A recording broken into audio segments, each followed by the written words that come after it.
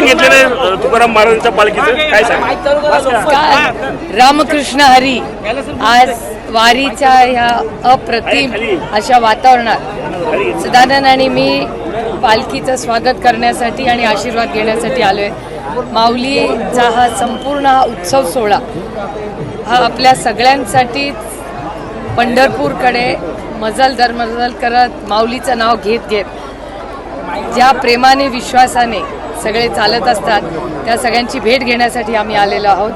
आज पाऊस ही पडतोय, ही आपल्या सगळ्यांसाठीच खूप आनंदाची गोष्ट आहे आणि संपूर्ण महाराष्ट्रात चांगला पाऊस पडू दे आणि अडचणीत आलेल्या बळीराजाला न्याय मिळू दे. आल्यामुळे त्यांना लाडकी बहीण भाऊ सगळं आठवायला लागलंय, उशिरा का होईना, पण त्या स्कीममध्ये अनेक तुर्ती राहिलेल्या आहेत, त्याचा अभ्यास आम्ही करतोय.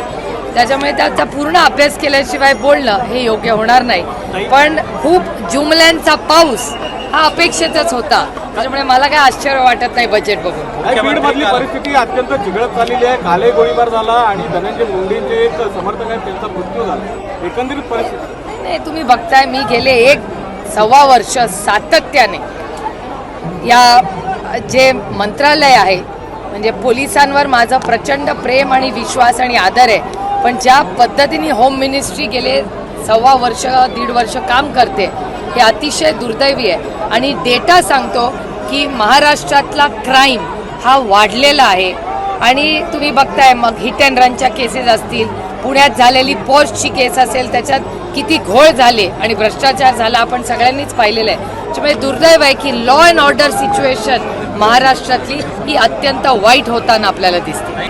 एकतर वारकरी संप्रदाय ही सातत्याने आपले जे हे संस्कार आहेत याची जाणीव ठेवून अतिशय सुंदर नियोजन पद्धतीने सगळे चालतात.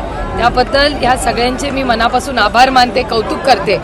आणि महाराष्ट्राचे इलेक्शन 3 महिन्यावर आले, त्याच्यामुळे सरकार काय काय हातात येईल ह्याच्यावर काय आणखीन जुमला आणि काय